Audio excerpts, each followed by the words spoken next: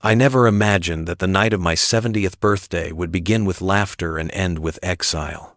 One moment the warm glow of candles danced across my grandchildren's faces, and the next, the words from my own son cut deeper than any knife ever could. "Dad, this house is mine now. Pack up your things and leave." Before we continue, please subscribe to the channel and let us know where you're listening from in the comments. The room fell silent. Even the clock on the mantel seemed to hold its breath.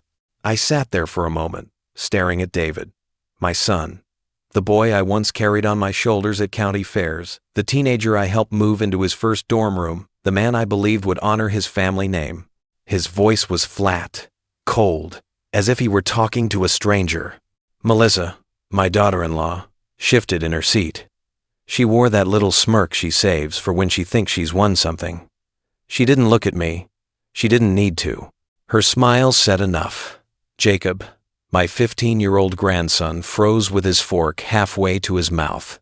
His eyes darted between us, wide and confused, the way a child looks when he realizes the grown-ups aren't who he thought they were. The cake sat in front of me, frosting beginning to sag under the weight of 70 tiny flames. I had barely blown them out when David chose to speak those words. I had thought the only surprise tonight might be a pair of socks or another church cookbook wrapped in shiny paper. Instead, my gift was a demand to surrender the very roof over my head. "David," my voice came out steadier than I felt. "Is this some kind of joke?" He didn't blink. "It's not a joke. You signed the papers. This place is mine now. You've lived here long enough." The chatter of neighbors and friends from church died off. Forks clinked against plates as people slowly lowered their hands. Mrs. Harper, who lived across the street for 30 years, looked down at her lap as if she'd suddenly remembered a prayer she hadn't finished. I glanced at Melissa. Her hand rested on David's arm, not for comfort, but like a puppeteer tugging her strings. She had always been polite, careful with her words when I was around, but I'd seen the way she eyed the house, its wide porch, the maple tree out front, the attic she once called prime for renovation. I felt 70 pairs of eyes on me, family, neighbors, church friends, waiting to see what the old man would do. And I did the only thing that felt right in that moment. I smiled. Not the smile of a fool, not the smile of defeat. A quiet, steady smile. The kind you wear when you know more than the other person thinks you do. I reached into my pocket, pulled out the keyring I had carried for decades, and pressed the cold metal into my son's hand. "There," I said softly. "The house is yours." A murmur rippled through the room. Melissa's smirk widened. David's shoulders dropped, relief washing over him like a man who had finally conquered a mountain. Only Jacob looked at me differently. His brow furrowed, his lips pressed into a thin line. The whispers began as I stepped outside. Spokane's evening air was crisp, carrying the faint scent of pine and chimney smoke. The porch light buzzed overhead, a moth thumping against its glass cover. Behind me, laughter resumed, thin and forced, as if the party had merely paused for a commercial break. I walked down the path lined with roses I had planted with my late wife decades ago. Each step felt like a farewell, yet inside me, there was no collapse, no panic, only a strange calm. Everyone in that room thought they had seen a man broken. But what they didn't know, what David and Melissa especially didn't know, was that I had been preparing for this moment for a long time. I walked toward the curb where my old Buick sat waiting. The car wasn't much to look at anymore, rust along the fenders, a radio that only half worked, but it had been reliable longer than most people I knew. I set my suitcase in the trunk, the hinges groaning in protest, and leaned against the cool metal for a breath. Through the window, I could still see the flicker of candles on that cake, the same flames I had blown out only minutes earlier. They had been meant to mark another year of life, a celebration of survival, of family. Instead, they burned behind glass like little witnesses to a betrayal. My phone buzzed in my pocket. A neighbor had already texted, "Are you okay, Bob? That was something." I slipped the phone back without answering. Words couldn't capture the storm inside me. The morning after I left my house, I woke up to the unfamiliar rattle of pipes in a building that had seen better days. My new apartment was small, barely big enough for one person, but it had a decent view of the street below. I sat on the edge of the bed, staring at the walls painted in a color that could only be described as tired beige. The air smelled faintly of old carpet and disinfectant. For the first time in decades, I wasn't waking up under my own roof. No maple tree swaying outside my bedroom window. No creak of the stairs I used to curse while carrying laundry baskets. Just silence, broken only by the distant sound of a delivery truck backing into the alley. I dressed slowly, my hands lingering on each button as though buying myself a moment to steady the day. I poured a cup of instant coffee, no fancy brewer here, and sat by the window. Watching the world outside helped keep me from staring too long at the emptiness inside. It wasn't long before I heard a knock at the door. When I opened it, there stood Michael, my old friend. His hair had gone completely silver, but his frame was still solid, the kind you expect from a man who once wore the uniform.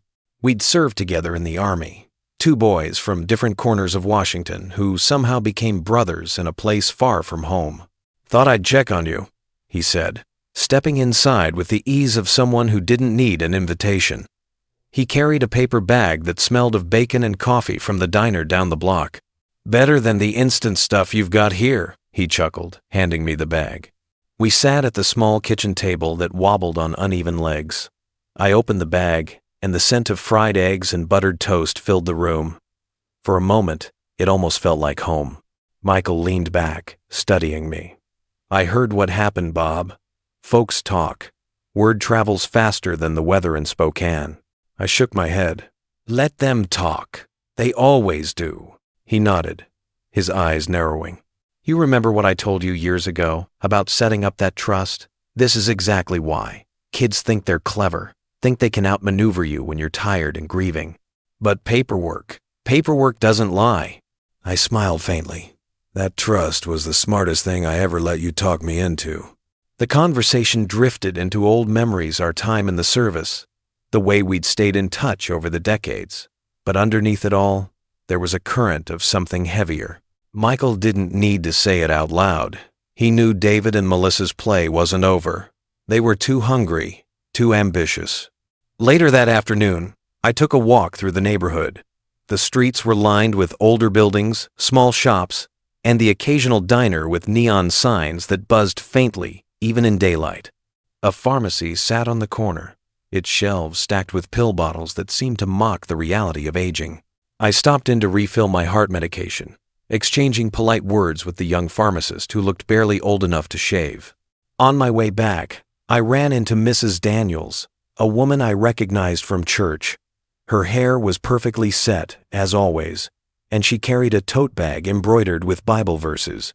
She eyed me with the cautious curiosity of someone who already knew more than she was letting on. "Robert, dear, how are you holding up?" she asked, her voice dripping with sympathy that didn't quite hide the hunger for gossip. I offered her the same smile I'd given David the night before. "I'm managing. God gives us all the strength we need." She patted my arm, satisfied with her answer, and moved along. I could already picture her recounting our exchange to half the congregation before the next Sunday service. By evening, the apartment felt less foreign. I placed a few photographs on the shelf, one of my late wife, one of Jacob, as a boy holding a baseball glove almost too big for him. I sat again by the window, folder in hand, thumbing through the trust documents. Each page reminded me that while my son thought he had won, the truth was already written in legal ink. I whispered to the empty room, "David has no idea what lesson is coming." A few evenings later, I found myself back at the diner with Michael, the kind of place where the booths had cracked vinyl seats and the waitress knew half the customers by name. I slid into the booth across from him, the smell of fried chicken and black coffee thick in the air. He leaned forward, resting his elbows on the table. "So, how's the adjustment?" I stirred my coffee, watching the ripples. Strange. Quiet. But quiet isn't the worst thing in the world. Michael studied me for a long moment. "You don't look beaten, Bob. Most men would be crushed. But you look like you're waiting for something." I gave a small smile, waiting for the storm to run its course. The waitress brought us meatloaf with mashed potatoes, and for a while we ate in silence, each of us caught in our own thoughts. I could hear the clatter of dishes in the kitchen, the buzz of conversation around us. Life went on, even when your own had shifted. When the plates were cleared, Michael tapped the table with his finger. "You need to be careful. Melissa won't take this lying down. I've seen her type before. She'll push David, she'll twist the story, she'll make you out to be the villain if she can." I nodded. "That's why I'm keeping quiet for now. Let them believe what they want. Paperwork will speak louder than my words." He raised his coffee cup in a kind of toast. To patience, then, and to justice served in its own time. Walking back to the apartment later, I felt the weight of Michael's words settle in my chest. He was right. Silence was my ally. The louder David and Melissa pushed, the clearer their desperation would become. Not long after I settled into my apartment, word spread through town that David and Melissa had moved into my house. People I barely knew mentioned it in passing at the grocery store or after Sunday service, their voices dipped low as if testing how much I already knew. I listened politely, nodding, letting them have their say. Gossip was Spokane's second language. From what I heard, Melissa wasted no time making the house her stage. She'd thrown open the curtains, parked her shiny SUV in the driveway, and invited a handful of neighbors over under the pretense of a casual cookout. The smell of burgers drifted down the street, a signal flare to everyone who cared to notice that the Millers were settling in. In Waywork, I could picture it without being there. Melissa at the grill, her manicured nails wrapped around a spatula. David by her side trying to look confident, but glancing at her for cues. They wanted to show strength, to show ownership, but no amount of charred burgers or cold beer could erase the fact that the deed they boasted about wasn't theirs. Jacob, from what little I gathered, seemed unsettled.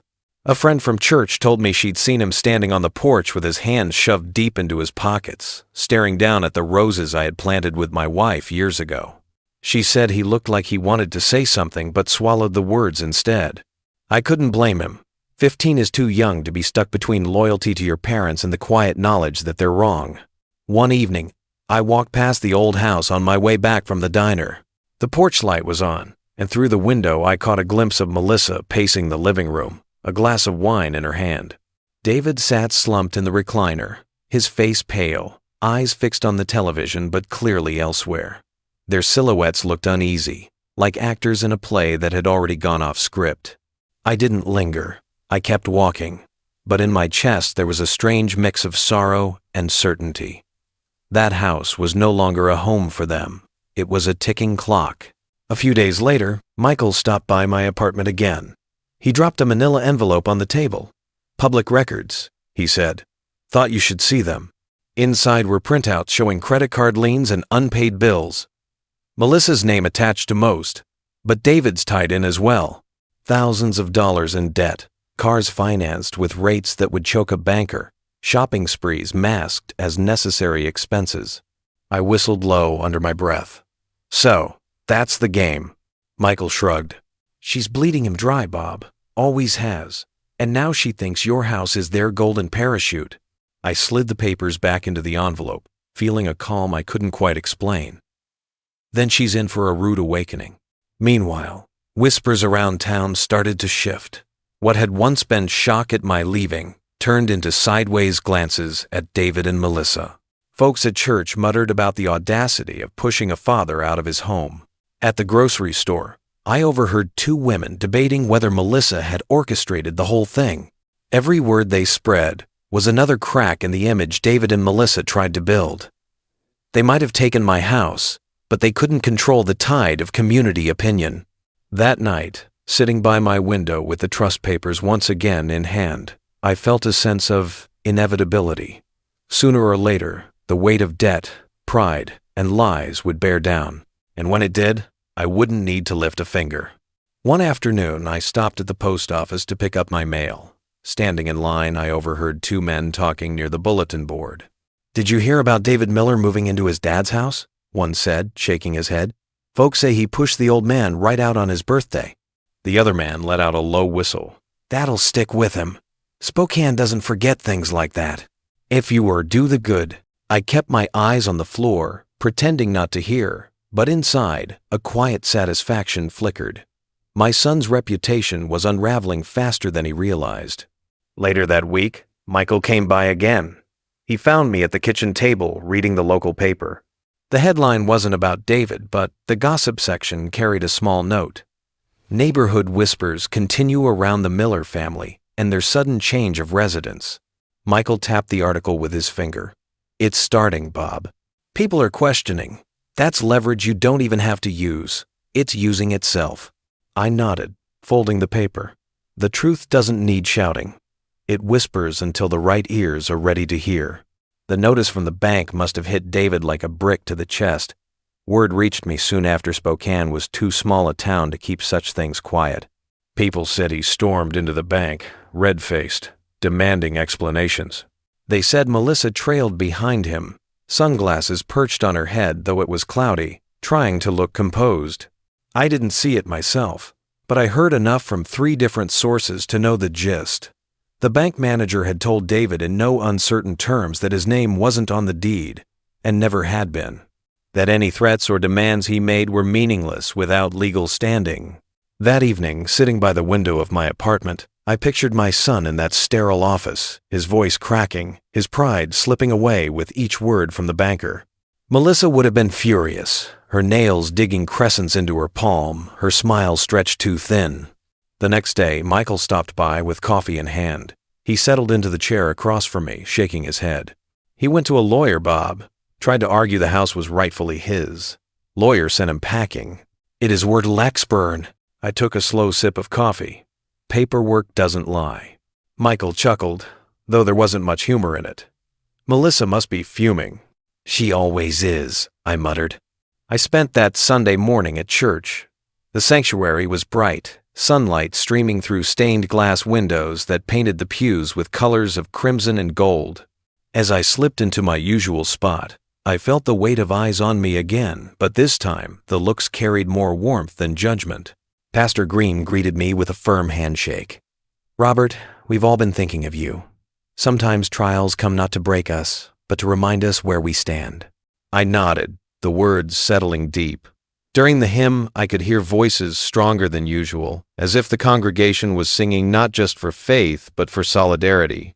After the service, several neighbors approached me, some offering hugs, others simple nods. The message was the same. I wasn't alone. Walking back to my apartment, I thought of David and Melissa sitting in my old living room, surrounded by walls that must have felt less like triumph and more like a trap. The community they thought they could charm was slipping through their fingers. Reputation in a small city is a fragile thing. Once cracked, it never mends the same. I heard later that week that David and Melissa's arguments had spilled out into the front yard. A neighbor described Melissa waving her arms, her voice sharp enough to carry half a block, blaming David for not handling things at the bank. David stood stiff, his head lowered, unable to answer her. By now the story had traveled far. At the diner, folks lowered their voices when I walked in, but I could feel the sympathy in their eyes. They weren't talking about me anymore, they were talking about David, shaking their heads, clucking their tongues at the shame of it all. That Sunday, after service, Pastor Green pulled me aside. His hand rested heavy on my shoulder. Robert, you've walked through fire with grace. The community sees it. We're with you. I thanked him, though words felt small. What mattered was the quiet nods from people who once looked away. Now, they met my eyes. That night, I sat at my kitchen table again, the trust documents spread out like a shield. Michael had gone over them page by page, reminding me that every legal avenue belonged to me alone. David could pound on courthouse doors all he wanted, the law was not on his side. I thought of Jacob. Somewhere under that roof, he was listening to his parents' voices climb higher, feeling the weight of choices he didn't make. My chest tightened at the thought, but I held on to one truth. The storm would teach its own lessons. It was close to midnight when the knock came. At first, I thought it was the pipes again, rattling in the old walls. But then I heard it a second time, louder, desperate.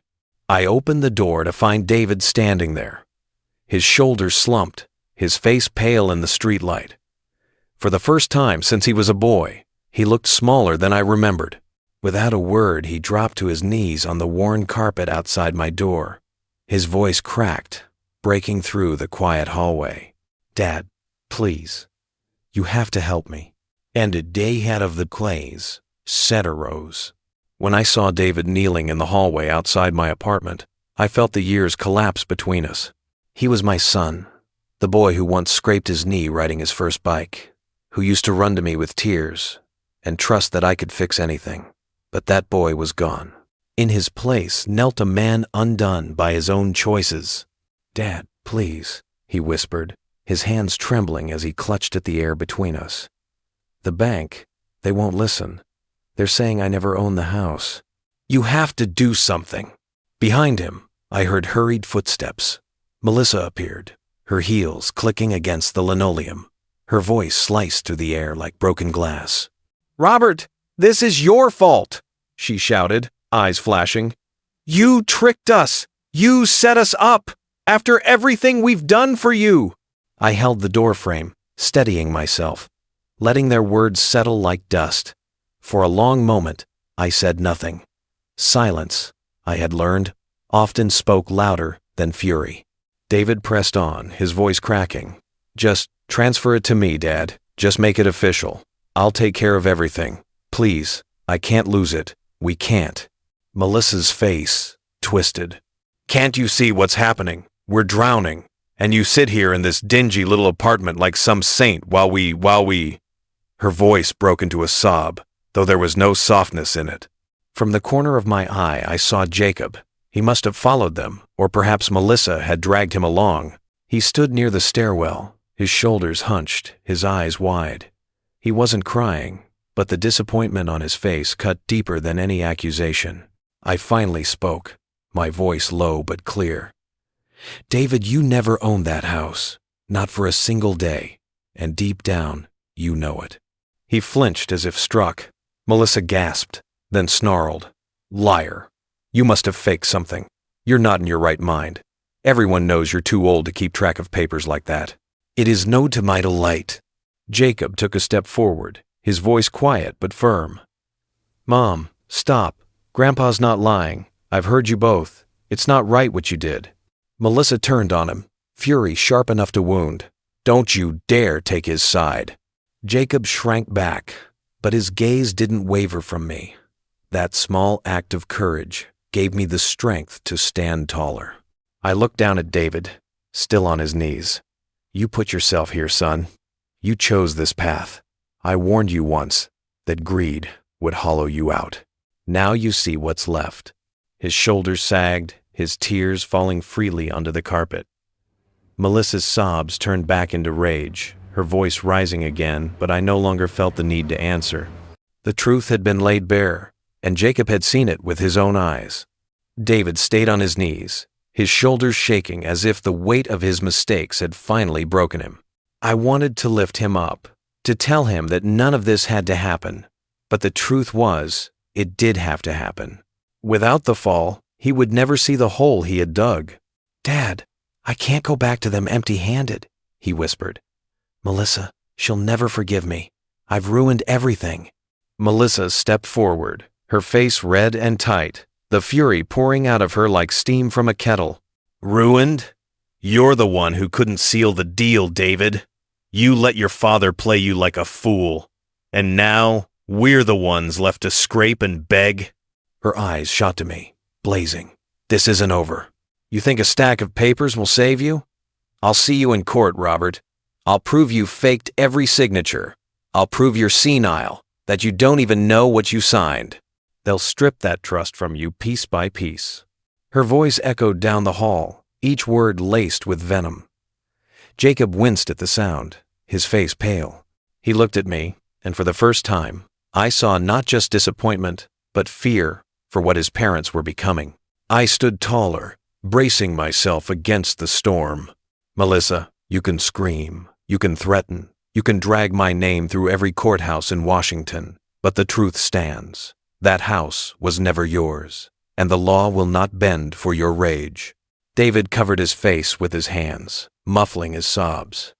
Melissa spun on her heel, her voice dropping into a hiss meant to wound. Mark my words, old man. I'll tear you apart with lawyers. I'll make everyone believe you've lost your mind. We haven't died at Devenut, is the space. Jacob whispered, barely audible. Mom, please stop. But Melissa was already storming toward the stairs, her heels striking like gunshots.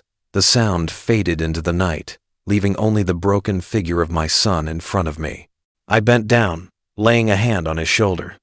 He looked up, eyes red, searching mine for something mercy, maybe, or forgiveness. I couldn't give him either, not yet. Go home, David, I said softly. Go home and think about who you've become. In late now, I know. He nodded weakly, rising to his feet like a man twice his age. Jacob followed him down the hall, glancing back at me one last time. His eyes carried a silent plea of their own, a longing for something steady in a world spinning out of control. I closed the door behind them, the echo of Melissa's threat still hanging in the air. I knew she would follow through, or at least try. Courtrooms, accusations, whispers of senility, she'd hurl it all my way. The week after Melissa's tirade in my hallway, an envelope arrived that weighed more than its paper and ink. The return address read, Spokane County Probate Court. My hands trembled only slightly as I slid a knife along the seal. Inside was a summons. Melissa, through an attorney I had never met, had filed a petition for conservatorship.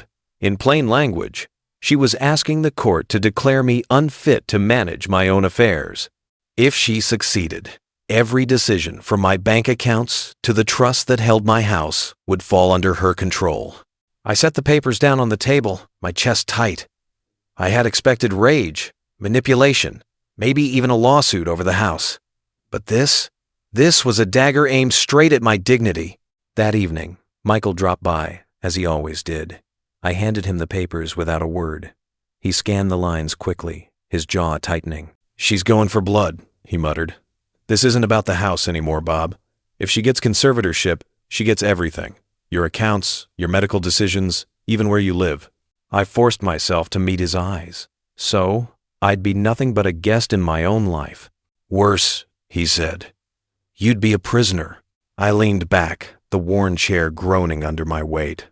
I thought of Jacob, of the way he had looked at me just nights earlier, silently begging for strength. I couldn't let Melissa write the ending of my story. Michael tapped the papers with a finger. We fight this. You're of sound mind, Bob. You're steady. We'll build the file. Doctor's notes, witness statements, the trust documents, all of it. Let her bring her noise to court. We'll answer with facts. The next morning, I walked down to the pharmacy to refill my prescription. The clerk behind the counter, a young man with kind eyes, asked for my birth date, and I rattled it off without hesitation. I realized in that moment how much Melissa's claim depended on strangers believing I was slipping, forgetting, losing track, but I wasn't, not yet. And I'd be damned if I let her paint me as a feeble old man when I still had fight in me. Back at the apartment, I sat at the table, writing out a list of names, friends from church, neighbors, even the pastor, people who could attest that I was present, engaged, still myself. Each name was a thread in the net Michael and I were weaving, but as I worked, a chill crawled up my spine. I knew Melissa wouldn't stop at court filings. She'd work the angles she knew best, gossip and doubt. Sure enough, that Sunday, I caught the whispers before service had even begun. Mrs. Daniels leaned toward another woman, her voice hushed but sharp enough to carry. Poor Robert. He doesn't seem as sharp as he used to. I wonder if he really knows what's happening. The words stung more than I cared to admit. They spread like wildfire, faster than any official notice.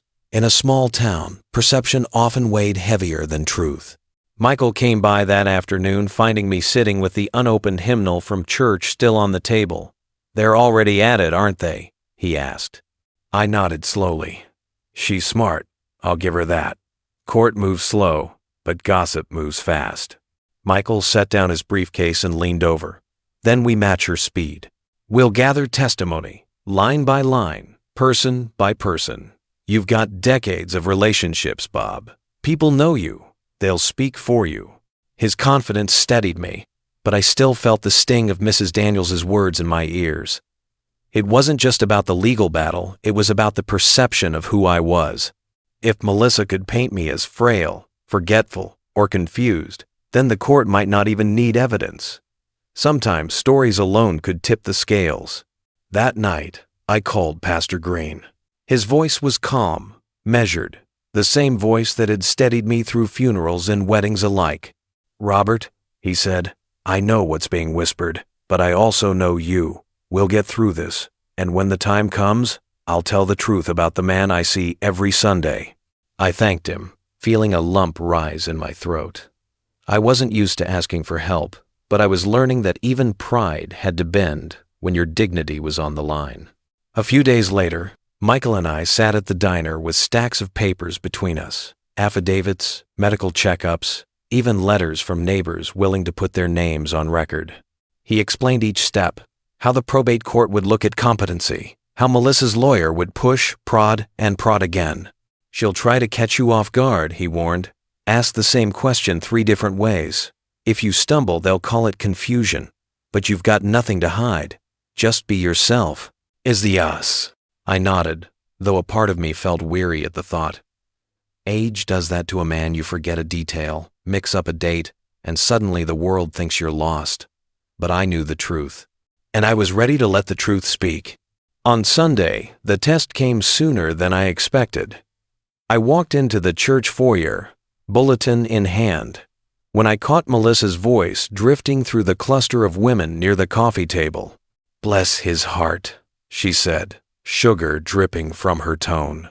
"Robert doesn't even remember half the hymns anymore. I worry he's not safe on his own. Someone needs to step in before it's too late." The women murmured, their faces a mix of pity and curiosity. One of them glanced my way, her expression softened by doubt. Melissa turned just enough to see me standing there. Her smile widened, a mask of concern stretched thin over triumph. The day of the hearing arrived with the chill of a damp Spokane morning.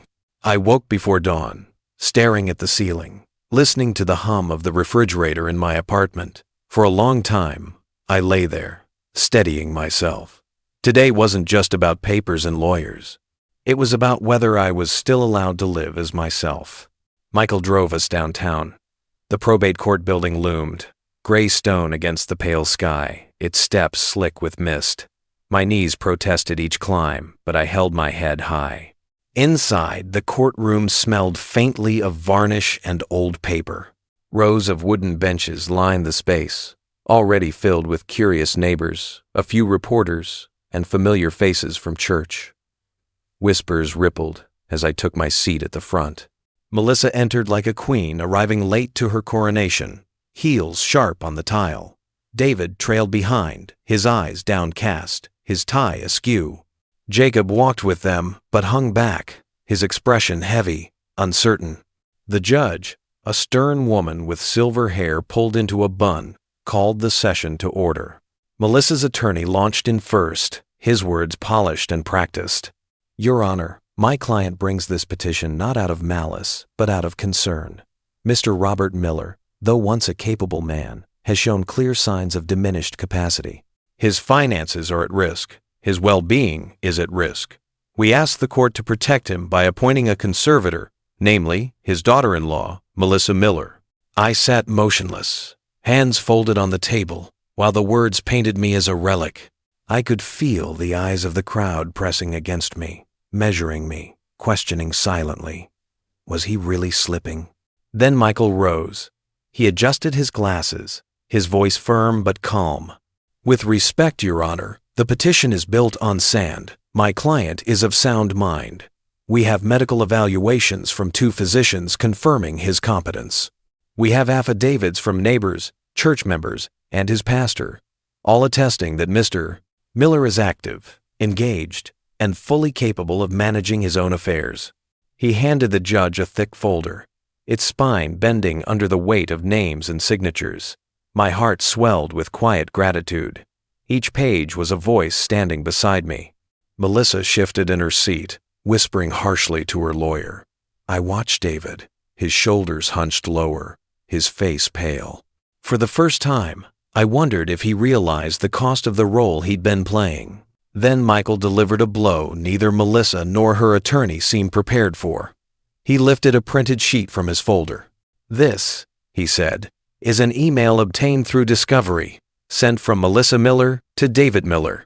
In it, she instructs him explicitly to sign documents in his father's name, reassuring him that, and I quote, 'no one will ever know as long as you keep your mouth shut.'"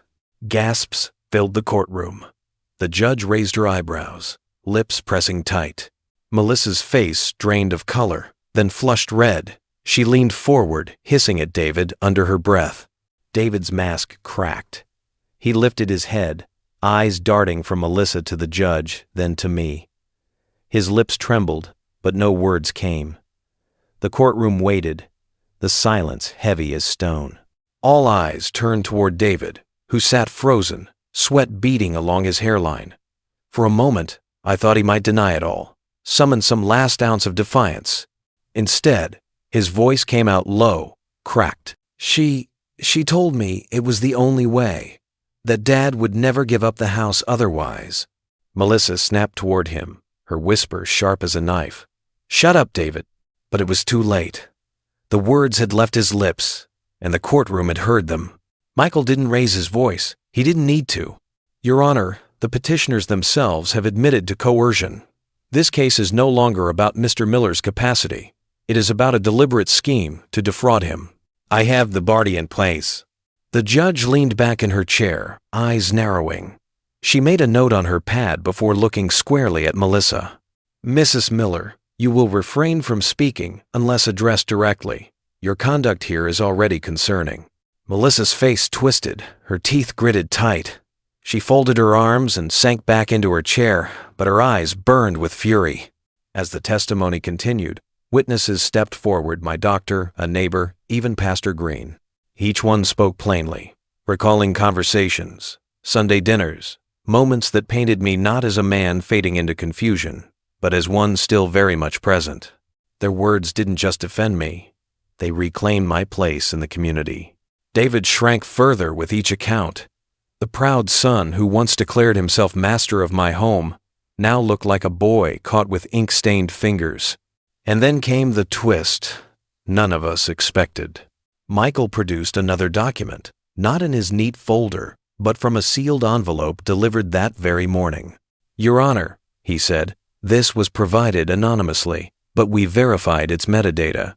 Another email, this time from Melissa to a third party.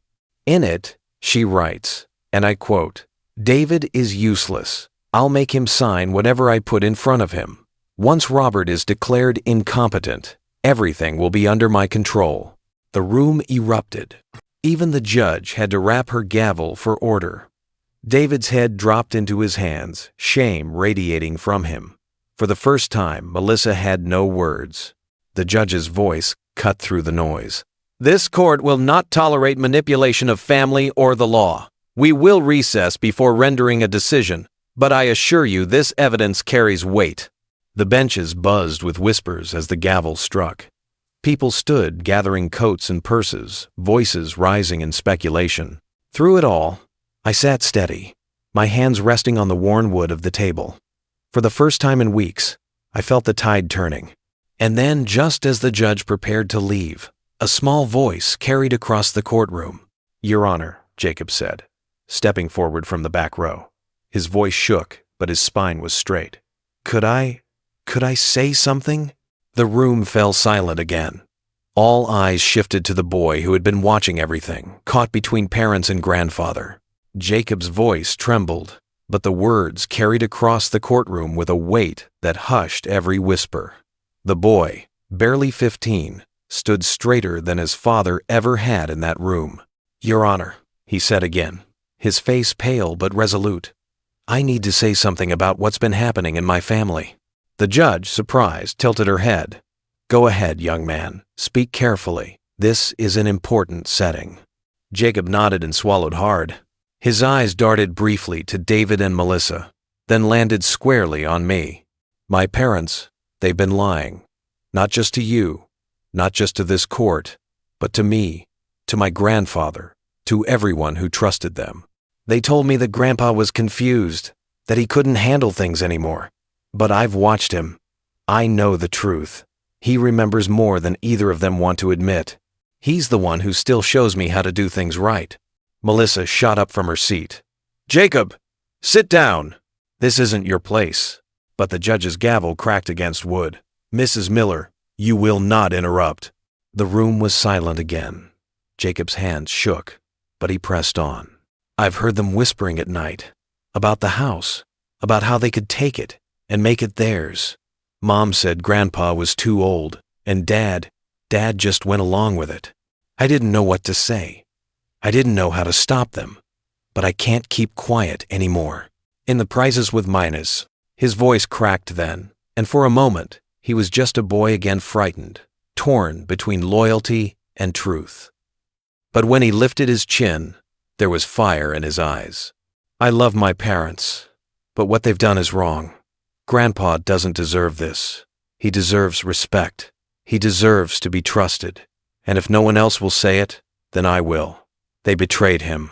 The weight of his words landed like a stone thrown into still water. The courtroom didn't just listen, they felt it. I saw tears glint in the eyes of neighbors, even the bailiff shifting on his feet. I gripped the edge of the table, my throat thick. I hadn't asked for this defense from Jacob, but hearing it now felt like a balm on wounds I thought would never close. The judge sat in silence for a long moment, her pen resting on the pad before her. The room held its breath. Finally, she looked at Jacob, her eyes softening. Thank you, young man, she said. Your courage is noted. It is not easy to speak against your parents, but truth matters here. David slumped in his chair, staring at the floor. Melissa's face was a mask of fury, but her power was crumbling by the second. I could almost hear the scaffolding of her schemes collapse under the weight of Jacob's words. The judge cleared her throat and addressed the court. Based on the evidence presented, the medical evaluations, the testimonies, and this court's own observation, the petition for conservatorship is hereby denied. Mr. Robert Miller is found competent and remains the lawful trustee of his family trust. The gavel struck once. The sound rang through me like a bell, firm and final. For the first time in months, my chest felt light. Melissa's mouth opened in protest, but her lawyer tugged her arm, whispering harshly. She bit back her words, though her glare seared across the room like fire. David did not move. He looked smaller than ever, as if Jacob's truth had stripped away every layer of pretense. As the benches emptied and people shuffled toward the doors, I stayed seated, watching Jacob. He stood still, looking lost and found all at once. I rose and walked toward him. Jacob, I said softly, placing a hand on his shoulder. He looked up at me, his eyes wet but steady. You spoke with more courage today than most men twice your age. You didn't just defend me, you defended what's right. He swallowed hard, his lips trembling. I couldn't let them keep lying, Grandpa. I just couldn't. I nodded, feeling a warmth spread through me. The boy deserved more than to be caught in the crossfire of greed and betrayal. He deserved a home where truth mattered. So, I asked the question that had been waiting on my tongue since the day this all began. Jacob, would you like to come live with me? When the judge's gavel had fallen, sealing her decision, I knew one thing for certain. I wasn't just walking away with my dignity intact. I was walking back toward the life that had almost been stolen from me. A few days later, Jacob and I stood at the foot of the driveway I had once walked away from with a suitcase in my hand. The house loomed before us, familiar yet scarred by betrayal. The siding still bore the same pale paint, but the windows looked tired, as though they too had endured the weight of false ownership. Jacob clutched his backpack, glancing up at me. It feels different, he said softly. It feels honest again, I answered. My hand brushed the railing of the porch as I unlocked the door with the key that had never truly left my keeping. Inside, the air was stale, a reminder of weeks gone by without care. Dust lined the mantel, and a picture frame hung crooked on the wall. But it was still home, ours to restore. We set to work right away. Jacob helped me pull sheets off the furniture, sending plumes of dust swirling through the sunlight that spilled in from the windows. I opened the windows wide, letting fresh air sweep away the remnants of Melissa's brief reign. From a cardboard box I had kept safe, I lifted the family photos that had once lined the living room wall. One by one, Jacob and I hung them back where they belonged: wedding photos, graduations, Christmas mornings, long past. He paused at one picture of himself as a toddler, sitting on my knee. "I don't even remember this," he whispered. "I do," I said, smiling faintly. "You just learned to say my name. You shouted it so loud the neighbors thought something was wrong." He chuckled, and for a moment, the heaviness lifted. Word traveled fast in Spokane. By the next afternoon, neighbors began stopping by. Mrs. Henderson from across the street brought over a pie. Her sharp tongue softened for once. "We're glad you're back where you belong," she said, patting my arm. Later that week, Pastor Green announced during service that the church would host a potluck in my honor for Robert and his grandson. He said warmly, as a reminder that family and faith are stronger than greed. "Is planned." I felt my throat tighten as the congregation nodded, some clapping, others murmuring their agreement. The potluck was held in the fellowship hall of our church, a place I had walked into countless times over the years. But that evening, it felt different. Long tables were lined with casseroles, fried chicken, potato salad, and pies that filled the air with warmth. Families laughed, children darted between chairs, and everywhere I turned, hands reached out to shake mine. "Robert, it's good to see you standing tall," one man said, gripping my shoulder. Another added, "We knew the truth would come out." Jacob stuck close to me at first, shy under the attention. But as the evening wore on, he began to smile, to accept plates of cookies, to talk with kids his age. Watching him laugh among them, I realized this wasn't just my homecoming, it was his too. Later that night, after the crowd had dwindled, Pastor Green offered a short prayer, thanking God for justice and for the strength to endure trials. His words weren't lofty, they were simple, rooted in the life we all lived, and that simplicity made them powerful. When Jacob and I returned home, the house no longer felt stale. It felt alive again, filled with the echo of community and the promise of tomorrow. Together we set one last picture on the mantel, a photo of the two of us at the courthouse, taken by a neighbor who insisted we'd want to remember the day. I thought of David and Melissa then. Word was they were struggling creditors calling, neighbors keeping their distance, friends slipping away. Choices have consequences, and theirs had caught up with them. For years I had carried the burden of being silent, of letting others take advantage, but not anymore. That night, Jacob fell asleep on the couch, the soft glow of the lamp spilling over his face.